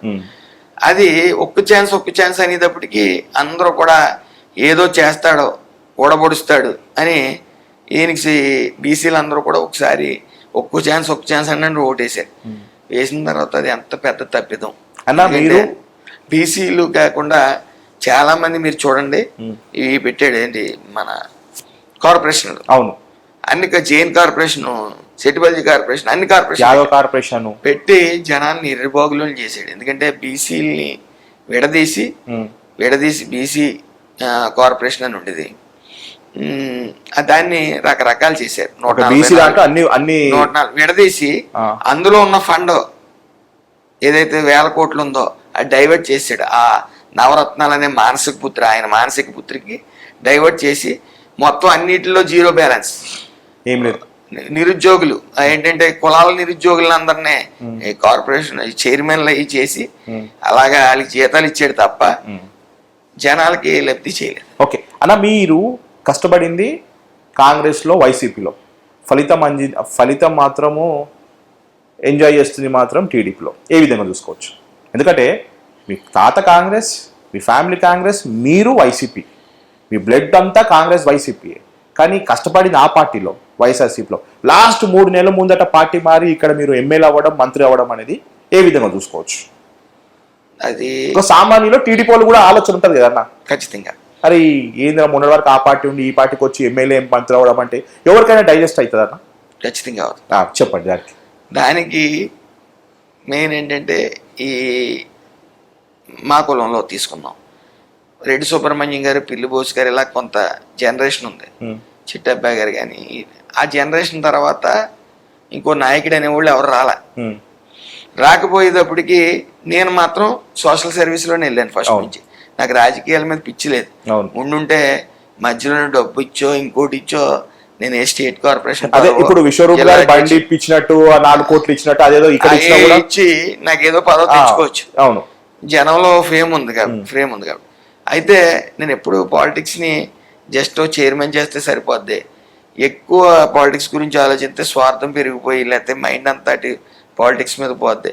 మన ఆ రోజు తినాలంటే తినాలి, తిరగాలంటే తిరగాలి, ఎవరైనా సాయం చేయాలంటే చేయాలనే ఉద్దేశంతోనే నేను తిరిగి పోను తప్ప పాలిటిక్స్లో ఏదో సంపాదించేద్దాం లేకపోతే ఇది అయిపోదాం అది అయిపోదాం అని లేదు.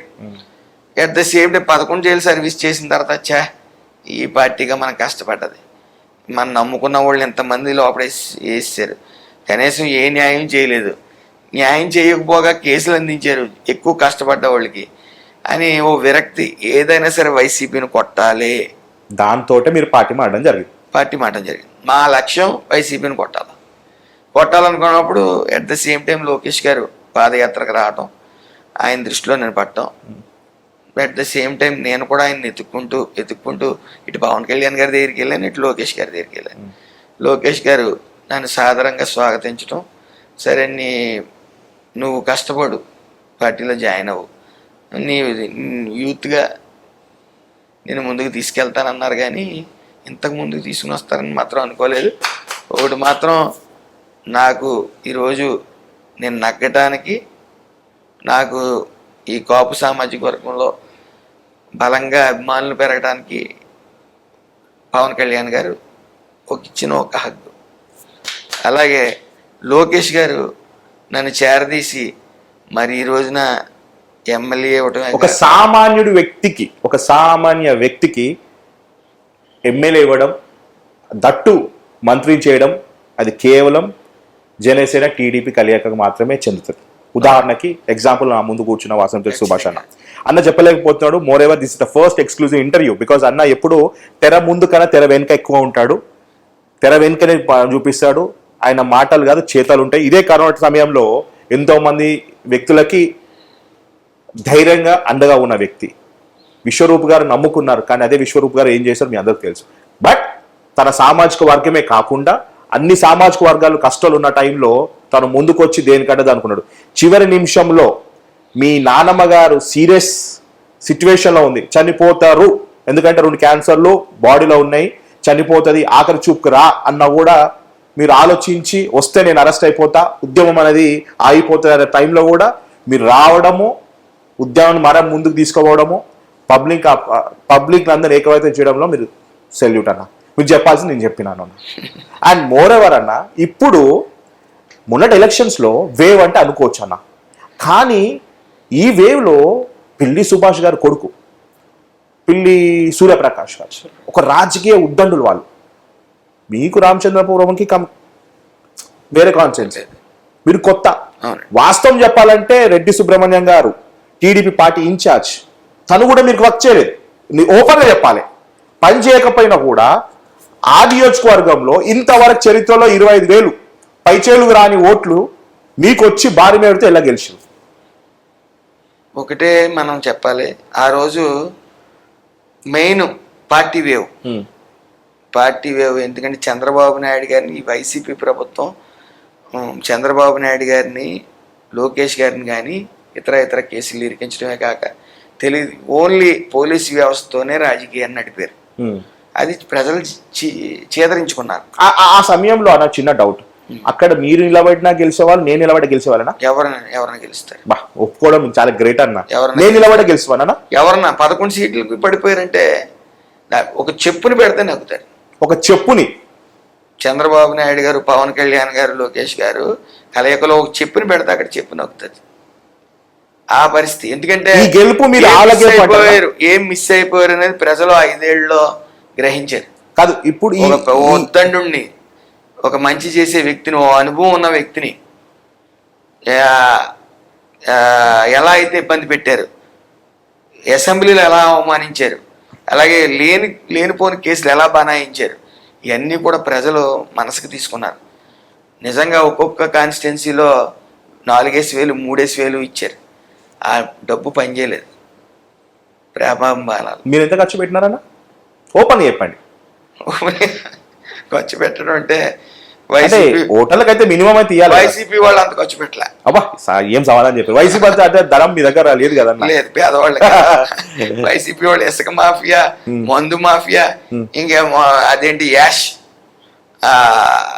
కోల్ నుంచి వచ్చి యాష్ బూడిద, ఆ సిమెంట్ ఫ్యాక్టరీలకి వీటికి అది బూడిద తిన్నారు, ఇసుక తిన్నారు. కానీ గ్రేట్ అన్న, ఎవరైనా కానీ ఇది నా గెలుపు అంటారు, కానీ ఇది నా గెలుపు కాదు. అక్కడ చెప్పు పెట్టినా కూడా ఖచ్చితంగా ఇది ఆ గెలుపు అంటారు. ఖచ్చితంగా గెలుపు. అది మీ ఇన్ఛార్జ్ రెడ్డి సుబ్రహ్మణ్యం గారు పని చేయకపోయినా కూడా గెలిచిరా అంటే కేవలం లోకేష్ అన్న. ఖచ్చితంగా. ఎవరు ఆయన అసలు కాన్స్టిట్యున్సీకి, నా కాన్స్టిట్యున్సీకి అయితే రాలేదు. ఎప్పుడు నాకు తెలిసి కొత్తపేటలో కూడా తిరగలేదు ఆయన.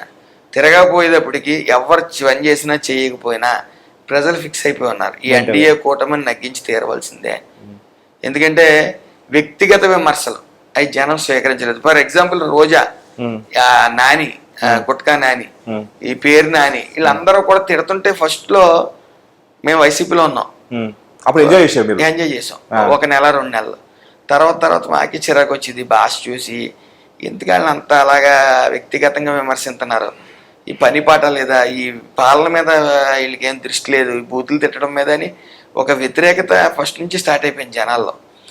అది క్రమేపీ 11 సీట్లకి క్రికెట్ టీంలో 11 మంది ఉన్నట్టు 11 మందికి పరిమితం అయ్యారు. అన్న నేను ఇంకొక చివరి ప్రశ్న, వైసీపీ 12 సీట్లకి పరిమితం కావడానికి కారణం ఏదే ఉండొచ్చు? ఎందుకంటే మీరు వైసీపీ మనిషి కాబట్టి, ఇప్పటివరకు నేను వైసీపీకి సంబంధించిన ప్రశ్నలు అడిగినా కాబట్టి ఇంత దగ్గర, ఎందుకంటే మీరు దగ్గర నుండి చూసినారు, ఆ పార్టీలో మీరు పుట్టినారు, ఆ పార్టీలో పెరిగినారు కాబట్టి దగ్గర నుండి చూసి మంత్రి గారితో ఉన్నారు కాబట్టి ఇది జగన్మోహన్ రెడ్డి గారు తప్ప? ఎందుకంటే జగన్మోహన్ రెడ్డి గారు అపాయింట్మెంట్లు ఇయ్యారంట కదా, జగన్మోహన్ రెడ్డి గారు మంత్రులతో కానీ మా ఎమ్మెల్యే గారు కూర్చోబెట్టి మాట్లాడంట కదా, అసలు కారణం ఏంటి? ఇది మీకు తెలిస్తే మీరు చెప్పండి. అది జక్కంపూడి రాజా గారు మొన్న ఇంటర్వ్యూలో చెప్పారు, ఎవరికన్నా జగన్మోహన్ రెడ్డి పదవి ఇస్తే ఆ పదవి ఇచ్చిన వ్యక్తికి ఇంటర్వ్యూ ఉండదు, ఇంకా అతను న్యాయం చేసాం, ఇంకా అయిపోయింది. వెంటనే లేబర్ డిపార్ట్మెంట్ తీసుకోండి, మా ఈ శాఖ, మంత్రి శాఖ, దాన్ని ధనంజయ రెడ్డి హ్యాండ్ ఓవర్ తీసుకున్నాడు. జస్ట్ డమ్మీ, అక్కడ రబ్బర్ సుత్తులు అంటాడు అనమాట మంత్రి. జస్ట్ ధనంజయ వస్తాడు, సంతకం పెట్టంటాడు, సంతకం పెట్టడమే, నీకు ఎంతో కొంత ఇంటికి వస్తుందిలే అంటాడు, వెళ్ళిపోతాడు, వ్యాపారం చేసుకోవటం. మంత్రులు వాళ్ళంతా అంతే, అందరు రబ్బర్ సుత్తులే. అక్కడ ఆర్థికంగా మీరు సరిగ్గా గమనిస్తే ఆర్థికంగా లబ్ధి పొందిన వాళ్ళందరూ రెడ్డి సామాజిక వర్గం చెందిన వాళ్ళే. మీరు గమనించండి, ఆర్థికంగా లబ్ధి పొందిన వాళ్ళు అందరూ రెడ్డి సామాజిక వర్గం చెందిన వాళ్ళు. ఉదాహరణకి ఇసుక మాఫియా, మందు ఎవరండి? మిథున్ రెడ్డి గారు కదా, అంతే కదా. అలాగే ధనంజయ రెడ్డి మొత్తం సెక్రటరియట్ని కానీ అందులో మంత్రి శాఖలు జక్కపూడి రాజా చెప్పినట్టు ఎవరికి ఇంటర్వ్యూ లేదు. సామాన్య మామూలు మంత్రులకే ఇంటర్వ్యూ లేదు, కలవటం. ఇంకా ఆయనకి నైట్ ఏదో కల వస్తుంది, ఇది రేపు చేద్దాం బాగుంటదేమో అని. వాళ్ళకి పరమానంద శిష్యుల్లో కొంతమంది ఉంటారు, వాళ్ళు ఏమంటారు సలహాదారులు, 202 మంది సలహాదారులు ఉండేవారు. 202 ఒక్కొక్కరికి 3 లక్షల నుంచి 4 లక్షలు శాలరీలు. దాంట్లో వాళ్ళు ఇచ్చే సలహాలు ఏంటంటే మటన్ షాప్ పెట్టు, చికెన్ షాప్ పెట్టు, ఆడుకున్నారా అని ప్రోగ్రాం పెట్టి 800 కోట్లు ఖర్చు పెట్టు. వీటి వల్ల ఆడుకుందాంరా అని కార్యక్రమం పెట్టి బొక్క బోర్లో పడ్డ మంత్రులు ఎంతమంది? కబడ్డీ ఆడి రోజే దొల్లేసింది ఆవిడ కింద పడి. అలాగే చాలా మంది మంత్రులు ముక్కు ముఖం కూడా పగల కొట్టుకున్నారు. దానివల్ల యూజ్ ఏంటి? ఆడుకుందాం రా అనే ప్రోగ్రాం వల్ల యూజ్ ఏంటి? 850 కోట్లు ఖర్చు పెట్టవలసిన పని వచ్చింది. అన్నీ ఆ పాలసీలు అన్నీ కూడా వాళ్ళు తీసుకున్న ఏ నిర్ణయం తీసుకున్నా కూడా సజ్జల గారిది కూడా మీకు మిస్ఫైర్ అయిపోయింది. సజ్జల గారిది అందరూ సజ్జల గారి మీద ఓడిపోయిన తర్వాత అందరూ సజ్జల గారు టార్గెట్ చేయడం అంటే ఎట్లా? ఆయన ఆర్థిక వ్యవస్థని వీళ్ళందరూ డీల్ చేశారు. ఏది వచ్చినా, ఏ మంత్రి శాఖ వచ్చినా సజ్జల డీల్ చేయడం, ధనంజయ రెడ్డి డీల్ చేసాడు. ఆయన డార్క్ రూమ్ లో ఉంటాడు, ఆయన ఎవరిని కలడం. ఆయన పబ్జీ ఆడుకుంటాడు, లేకపోతే బెంగళూరు వెళ్ళటం, లేకపోతే అలా జస్ట్ ఏదైనా ప్రెస్ ముందుకు రావటం తప్ప ప్రజల్లో ఎన్నాళ్ళు తిరిగాడు ఆయన. నేను నన్ను చూసే 151 సీట్లు వచ్చినాయి, నన్ను చూసే ఓటేశారు కాబట్టి నేను మీట్ నొక్కితే అందరి అకౌంట్ లో పడిపోవాలని ఆలోచించాడు తప్ప ఆయన ఇంకో ఫూలిష్ పని ఏంటంటే ఈ నవరత్నాలు అనే మానసిక పుత్రికను ఒకరిని తయారు చేశాడు. తయారు చేసి అన్ని ఫండ్స్ని డైవర్ట్ చేసి ఈవెన్ పెంచి పోషించడం మొదలెట్టాడు. ఇక్కడ ఎస్సీ కార్పొరేషన్ లోన్లు, బీసీ కార్పొరేషన్ లోన్లు అన్నీ ఆపేసాడు. అన్నీ ఆపేసిన తర్వాత ఈ మానసిక పుత్రిక పెరిగి పెద్దదయ్యి ఎలక్షన్ టైంలో గుండ్ల మీద తన్నింది. దాంతో 11 సీట్లు పట్టాడు ఆయన. ఇంకొకటి మీ విషయానికి వస్తే అన్న, మీరు అతి తక్కువ కాలంలోనే లోకేష్ గారు, తక్కువ కాలం అంటే ఇట్లా జస్ట్ డేస్లో మంత్స్లోనే, రోజులలోనే లోకేష్ గారి దృష్టిలో, లోకేష్ అన్న దృష్టిలో మీరు లోకేష్ అన్న కోర్ టీంలో మీరు ఒక మెయిన్ పర్సన్ అవ్వడం, మంత్రి కావడం అంటే కేవలం లోకేష్ గారికి ఏం మ్యాజిక్ చేసినారని? ఆయన మ్యాజిక్ మెస్మరైజ్ అయ్యి మనిషి కాదు, కానీ ఆయన అనుభవం. అవమానిస్తున్నారు తెలుగు రాదని, లేకపోతే నాకేం తెలియదని అవమానిస్తున్నారు కాబట్టి నేను షైన్ అవ్వాలి అని పట్టుదల, ఆయన పట్టుదల నిజంగా అసలు ఈరోజు చూస్తుంటే మాకు నోట్ల నుంచి మాటలు రావు. అసలు ఆయన ప్రతి ఒక్కరిని మనం మాట్లాడి మాటలు 2 మాటల్లోనే ఆయన ఆవలిస్తుంటే పేగులు లెక్క పెడుతున్నాడు ఆయన ఎవరినన్నా సరే. వాస్తవం చెప్పాలి అంటే ఇది కేవలం లోకేష్ యువగలంతోని చాలా ఇంపాక్ట్ పడుతుందన్న. తెలియదు లోకేష్ 2 సంవత్సరాల తర్వాత పార్టీ కొలాప్స్ అవుతుంది అనే టైంలో లోకేష్ గారు యువగలంని అది కూడా హేళన చేసినారు. 2-3 నెలలు ప్రజలు రావట్లేదు, కానీ 4వ నెల నుంచి 3వ నెలల నుంచి స్టార్ట్ చేస్తే ఆ పొద్దు రేజ్ అవ్వడము తర్వాత వెనక్కి చూసిన అవసరం లేదు.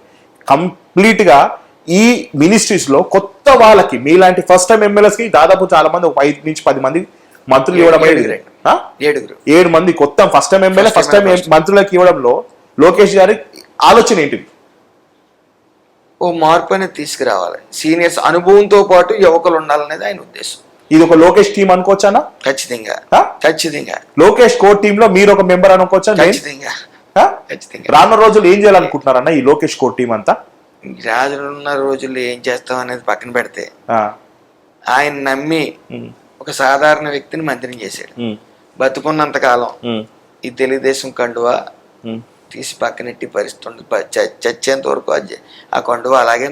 మళ్ళీ ఒక్కసారి చెప్పండి కెమెరాల ముందర, ఎందుకంటే మీరు మాట తప్పే వ్యక్తి కాబట్టి ఆ మాట మీరు అనొచ్చో లేదో, మంత్రి గారు మళ్ళీ అన్న తర్వాత లోపల వచ్చిన బాధ అది. అందుకనే ఒక కర్చీఫ్ ఒకటి, ఒక వాటర్ బాటిల్ ఒకటి పక్కన పెట్టుకున్నా. కాదు మీరు ఎలాంటి అంటారనే, ఎందుకంటే లాస్ట్ టైం కూడా మిథున్ గారు మీతో మాట్లాడినప్పుడు కూడా మీరు కూడా డెఫినెట్లీ ఇదే పార్టీలో కొనసాగుతాను, నా మీద కేసులు తీసేయండి అన్నారు. ఇప్పుడేమో కట్టే కాలేదాకా చచ్చే వరకు నేను లోకేష్ అన్నతో ఉంటాను. నేను మీతో ప్రమాదం అదే మీకు ఇందాక వివరంగా చెప్పాను. ఏమని కేసులు ఎత్తితే ఉంటానని చెప్పాను. కేసులు ఎత్తలేదు, అక్కడ ఎత్తినట్టు ఎత్తి వెంటనే మళ్ళీ పిటిషన్ వేసి ఆపి. ఇప్పుడు లోకేష్ గారు వేవ్ టీడీపీ వేవ్ కాబట్టి మీరు ఈ పార్టీలో కొనసాగుతున్నారు. రేపటి దినంలో వేవ్ అట్ సైడ్ కూడా మొదలైతే ఇదే మా వాసంశెట్టి సుభాష్ అంటే ఆయన అందరు మనిషి. అరే మీకున్న గొప్పతనం ఏం తెలుసా అన్న? ఎస్, కెమెరా ముందు చెప్తున్నా, సుభాష్ అన్నకున్న గొప్పతనం ఏంటంటే పార్టీలకు అతీతంగా అతను ఇష్టపడతాడు. ఇప్పటికి కూడా తను మంత్రి హోదాలో టీడీపీలో ఉన్నా కూడా వైసీపీ వాళ్ళు కార్యకర్తలు కానీ వైసీపీ మనుషులు మిమ్మల్ని లీడర్లు కానీ మిమ్మల్ని ఇష్టపడతలేరా? ఖచ్చితంగా ఇష్టపడుతున్నారు, బొకేలు ఇస్తున్నారు. అట్ ద సేమ్ టైం ఇస్తున్నారు, వాళ్ళు ఎక్కువ వస్తారు ఫ్రంట్ లైన్ లో. మీరు ఇక్కడే కాదు ఏ పార్టీలో అన్నా చూడండి, ఫ్రంట్ లైన్ లో మనం నగ్గిన తర్వాత 2 పడవల మీద కాలేసి వ్యక్తులు, అటు పని చేసిన వ్యక్తులు కొద్ది భయంతో ఫస్ట్ బొకేట్ నుంచి మన చేతకి అవసరమైతే 2 తిట్లు తినిపించుకుని పోనేయండి అని వదిలేస్తారేమో నా పోతే వాళ్ళే వస్తారు. ఫస్ట్ కష్టపడిన వాళ్ళు ఎప్పుడు కూడా వెనకాల ఉంటారు. అది ఎవరి విషయంలోనే జరిగే విషయం. అదే చెప్తున్నాను, నేను ఎప్పుడూ సరే నన్ను నమ్మిన వ్యక్తి కోసం నేను ఎక్కడికన్నా వెళ్ళే వ్యక్తిని, ప్రాణాలు అవసరమైతే ప్రాణాలు ఒడ్డేసి వ్యక్తిని కాబట్టి ఫాలో అయ్యి. ఎప్పుడు కూడా నేను, మా తాతయ్య గారు 2 విషయాలు చెప్తారు. నీ గురించి నువ్వు ఎక్కువ ఊహించుకోకు, ఎక్కువ ఊహించుకున్న రోజు నుంచే నీ ప్రతనం స్టార్ట్ అయిపోద్దని ఒకటి. 2వ రోజు నువ్వు ఎంత గొప్పగా బతికావు, ఎంత డబ్బులో బతికావు అనేది కాదు, చనిపోతే నీ పాడి మోయటానికి వేలాది చేతులు పోటీ పడాలి, అప్పుడే నీ జీవిత సార్థకత అని. అప్పుడు నా తలకి నెత్తి మీద కొళ్ళెక్కు. అలాగే నాకు నేను జనరల్గా నేను ఉపకారం చేయడం అలవాటు చాలా మందికి. నాకు ఉపకారం చేసుకున్న వ్యక్తిని గుండెల్లో పెట్టుకుంటాను తప్ప ఆ పార్టీకి పెడితే ఈ పార్టీకి, ఈ పార్టీ పడితే ఆ పార్టీకి వెళ్ళిపోయే రకానికి కాదు. నిజంగా అలాంటి రకాన్ని అయితే అన్ని కేసులు ఎట్టి ఇబ్బంది పెట్టి నేను యాంటిసిపేటరీ వచ్చిన తర్వాత విశ్వరూప్ గారికి సారీ చెప్పి పక్కన కూర్చున్నాను. ఆయన చేర్చుకుందుడు కూడా. ఆయన విజయం తథ్యం అవ్వాలంటే నాలంటూ ఉండాలి అక్కడ. అతనికే తెలుసు. నన్ను ఇంకా ఇబ్బంది పెట్టి ఆయన పక్కన కూర్చోబెట్టుకుందామని చూశాడు. అయినా సరే నేను వెళ్ళలేదు. ఈ ప్రజల పక్షాన పోరాడాను, చాలా ఇబ్బందులు పడ్డాను. నేను అన్ని రకాలుగా ఇబ్బందులు పడ్డాను. ఇబ్బందులు పడతానే భుజం తడతానే నన్ను వెనకాల నుంచి తన్నేవారు. అయినా సరే అన్ని తట్టుకున్నాను. ఈవేళ అన్నం తినేవాడు చేసి పని ఏంటంటే మనల్ని ఒకళ్ళు గుర్తించారు, మన సామాన్య కార్యకర్తం. అంతకుముందు నాకు చిన్న పదవి కూడా లేదు. తీసుకుని వచ్చి ఎమ్మెల్యే ఇచ్చేసి మంత్రి ఇచ్చిన తర్వాత ఇంకో పార్టీకి వెళ్తే అసలు జనం అంత ఎర్రిబాగులు కాదు. నిజంగా వెళ్ళినా ఏం గుణపడని చెప్పాలి నాకు అది చెప్తారు. కాబట్టి నేను సొసైటీలో 15 సంవత్సరాలు జనాల మధ్యన తిరిగాను.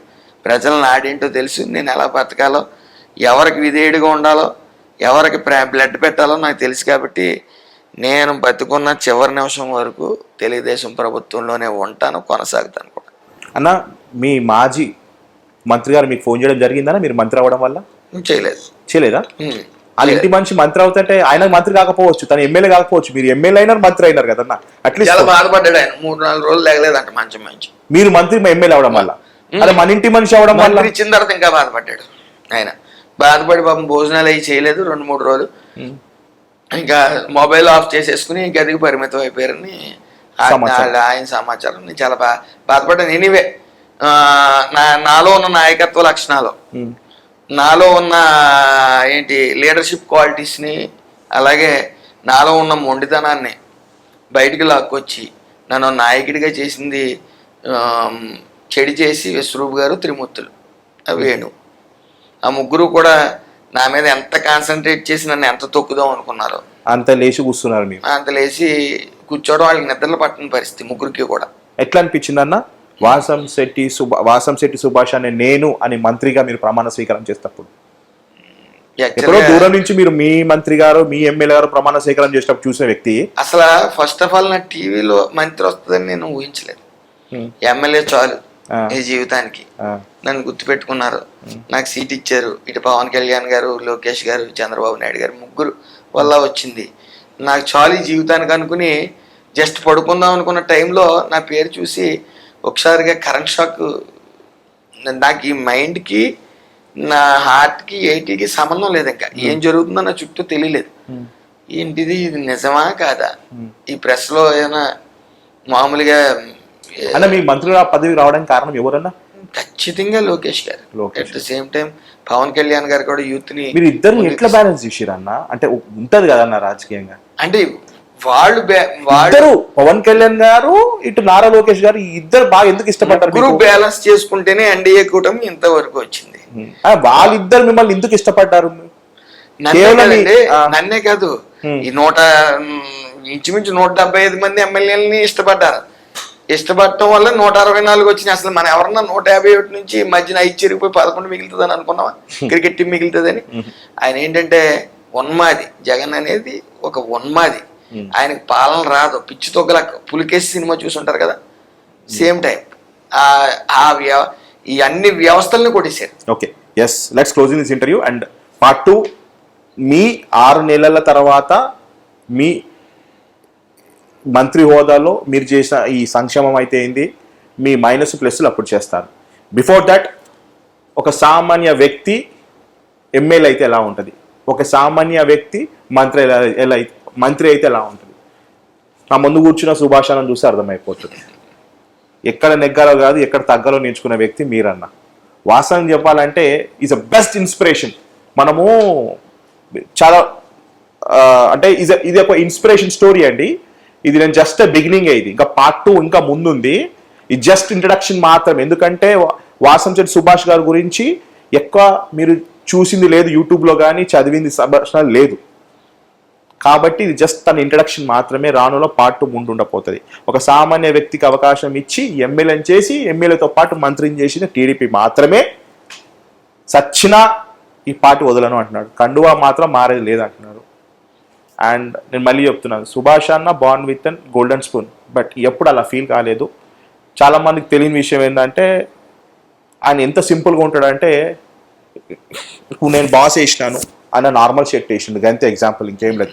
అరే మంత్రి గారు ఇంటర్వ్యూ అన్నసరికి నేను పోయి 20,000 పెట్టి షర్ట్ కొనుక్కున్నాను, మీరు వచ్చేసరికి మీరు నార్మల్గా అన్న షర్ట్ అన్న అంటే లేదు అన్నారు. ఇంట్లో కూడా మీరు ఇస్త్రీ చేసిన యాంగర్ అవసరం కూడా లేదంట కదా అన్న, పారగాన్ చెప్పులు వేసుకొని తిరుగుతారంట కదా అన్న.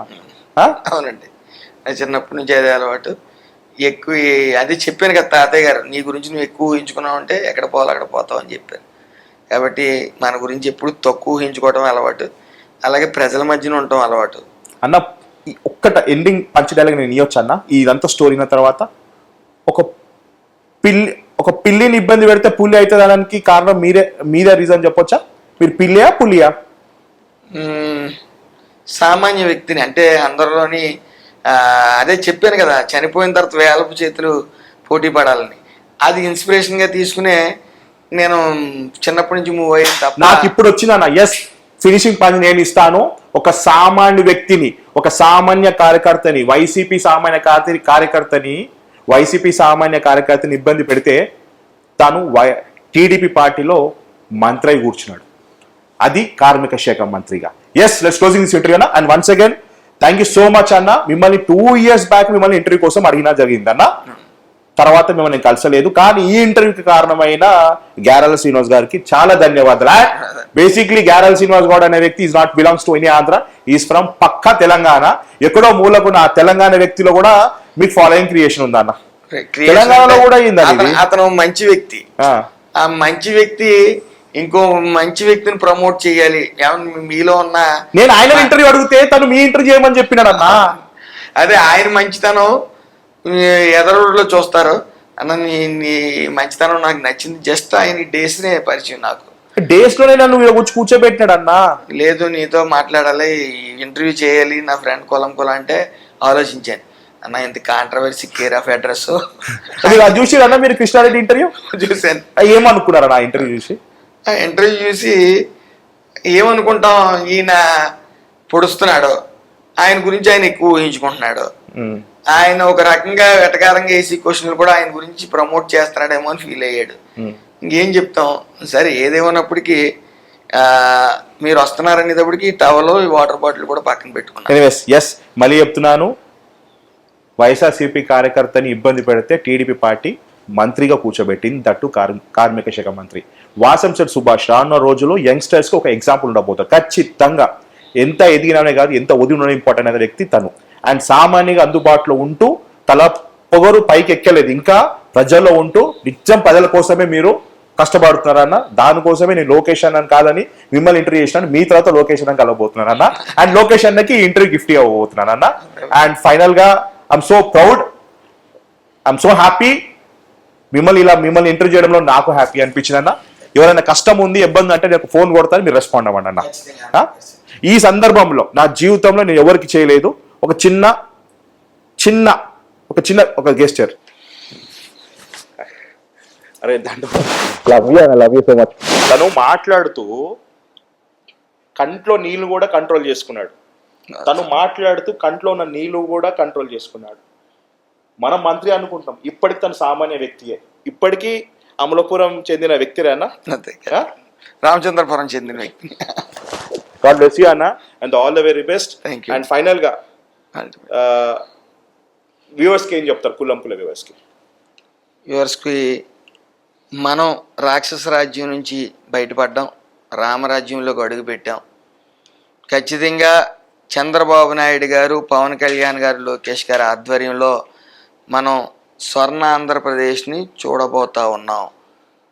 ఏదైతే రాష్ట్రం అతలాకుతలం అయిపోయిందో దాన్ని మళ్ళీ నిర్మిస్తూ ఉన్నాం. ముఖ్యంగా మనందరం గమనించవలసింది ఏంటంటే, బహుశా దేశంలోనే కాదు మొత్తం ప్రపంచంలోనే రాజధాని లేని రాష్ట్రం అంటూ ఉందంటే గత 5 ఏళ్ళలో ఈ వైసీపీ ప్రభుత్వ పాలనలోనే రాజధాని లేని రాష్ట్రం అనేది బహుశా ఆంధ్రప్రదేశ్ ఒకటే ఉందనుకుంటాను.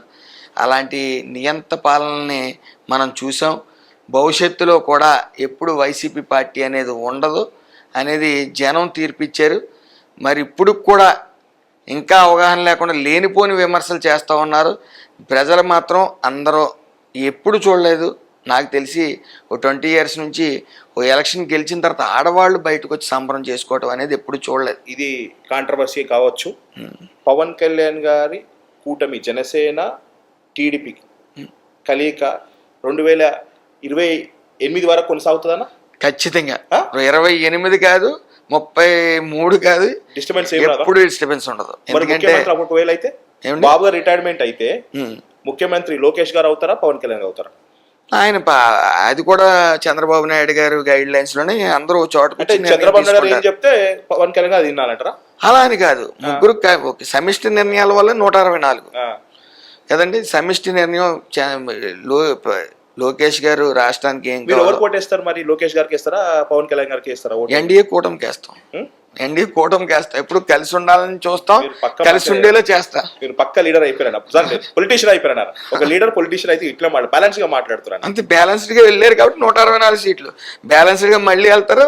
వై నాట్ 175 అని ఎవరు జగన్మోహన్ రెడ్డి మర్చిపోయిన, ఆయన గుర్తించుకోవాల్సిన వ్యక్తి కూడా కాదు, నా వెనకాల ప్రమాణ స్వీకారం చేసిన వ్యక్తి. నా తర్వాతే చేసాడు ఆయన ప్రమాణ స్వీకారం. సో మర్చిపోయాను, ఆయన పెద్ద జనాలు కూడా మర్చిపోయారు. కానీ ఆయన గురించి ఎందుకని తల్లిని చెల్లిని చూడలేనోడు రాష్ట్రాన్ని చూస్తారని ఎలా అనుకుంటారు? ఆయన ఓడిపోయాడంటే దానికి కారణం, ముఖ్య కారణం నా తల్లి నా చెల్లి అని చెప్పుకుంటానే ఉన్నాడు ఆయన. సో జనం అందరూ మర్చిపోయారు. నేను ముందే మర్చిపోయిన, ఆయన వెనకాల చేసిన రోజునే ఆయన వెనకాల నడకబడి పట్టించుకోవాల్సిన పని లేదని. Congratulation, all the very best అన్న.